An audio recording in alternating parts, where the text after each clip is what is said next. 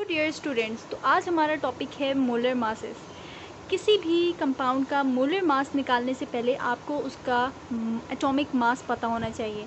तो atomic mass आपकी easy के लिए बता दूं कि आप अगर 20 तक याद कर लें तो आपके लिए इन मासेस निकालना बहुत ही इजी हो जाएगा। मैंने यहाँ पर कुछ लिखे हुए हैं एलिमेंट्स और उनके मासेस। ये वो एलिमेंट हैं जो यहाँ पर गिवन हैं।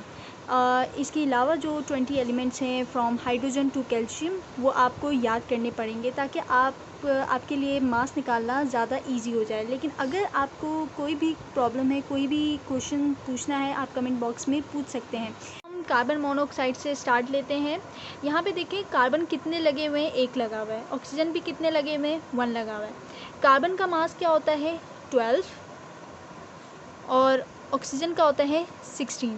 जब भी हम किसी दूसरे एलिमेंट पे मूव करते हैं तो हम बीच में यानी सेंटर में मूव करने से पहले हम लिख देते हैं प्लस। अब इन दोनों को जब आप प्लस करेंगे तो आपका आंसर आ जाएगा 28। ठीक है, तो ये हमारा मास है कार्बन मोनोऑक्साइड का।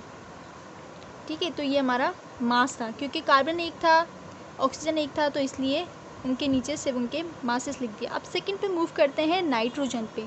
अब नाइट्रोजन का मास क्या होता है, आप यहाँ पे देख सकते हैं नाइट्रोजन का होता है 14। अब यहाँ पे मैंने लिखा 14 चूँकि अब यहाँ पर नाइट्रोजन के टू नाइट्रोजन्स लगे हुए हैं इसलिए हम यहाँ पर लिख देंगे 2।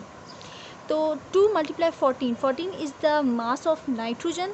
फिर हम सेकेंड एलिमेंट पे मूव कर रहे हैं तो हम लिख देंगे प्लस, और फिर ऑक्सीजन कितने लगे हुए हैं, 1, तो सिंपली 16 लिख दिया, मास लिख दिया सिर्फ इसका। अब इन दोनों को आप मल्टीप्लाई करेंगे, 14 को जब आप 2 से मल्टीप्लाई करेंगे 28 आ जाएगा, प्लस 16 करेंगे, इन दोनों को आप प्लस करते हैं करेंगे तो आपका आंसर आ जाएगा 44। ओके, अब हम आगे मूव करते हैं वाटर पे। हाइड्रोजन कितने होते हैं, हाइड्रोजन का मास है हमारे पास 1, क्योंकि यहाँ पर हाइड्रोजन कितने लगे हुए हैं, 2 हाइड्रोजन्स लगे हुए हैं तो 2 से मल्टीप्लाई कर दिया। सेकेंड एलिमेंट पे मूव कर रहे हैं तो बीच में सेंटर में आ जाएगा प्लस। फिर हमारा ऑक्सीजन के कितने मास होते हैं, मास होता है एटॉमिक मास 16, तो हमने यहाँ पे 16 लिख दिया। ठीक है, अब हम यहाँ पर 2 1 से क्या होता है 2, और ये हमारा आ गया 16।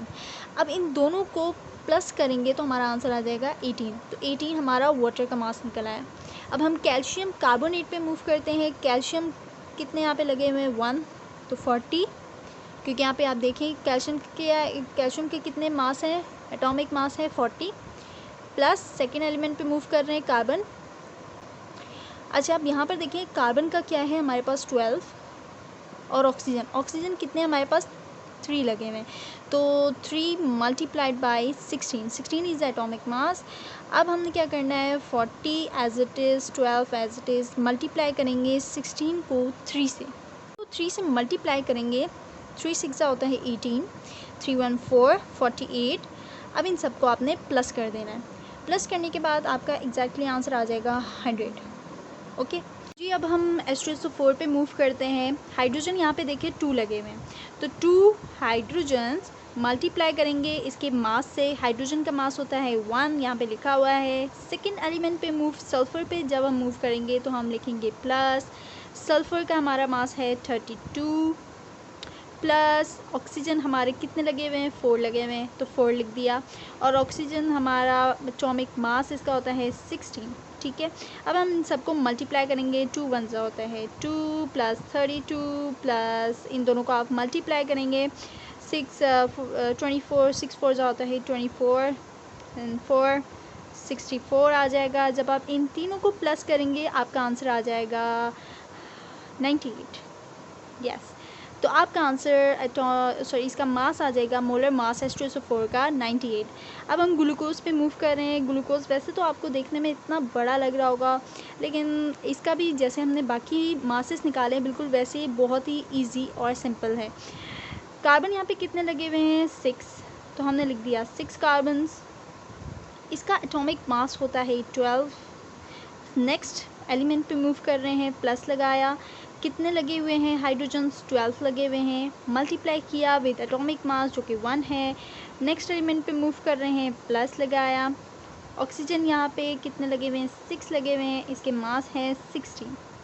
ओके, अब हम इन सबको मल्टीप्लाई करते हैं। 6 को जब आप 12 से करेंगे, 6 2 ज़ा 12 एंड 72 प्लस 12 1 ज़ा होता है 12 प्लस, अब हम इन दोनों को मल्टीप्लाई करेंगे, आपका आंसर 96 आ जाएगा। जब आप इन सब को प्लस करेंगे आपका आंसर आ जाएगा 180, और 180 हमारा है ग्लूकोज़ का मास। ओके, आई होप कि आपको ये वीडियो समझ आ गई होगी, और अगर इसके अलावा भी कोई टॉपिक है जो आपको समझ में नहीं आ रहा है तो प्लीज़ आप कमेंट बॉक्स पे लिखें। इंशाल्लाह हम ज़रूर कोशिश करेंगे कि नेक्स्ट वीडियो हम उसी टॉपिक पे बनाएं।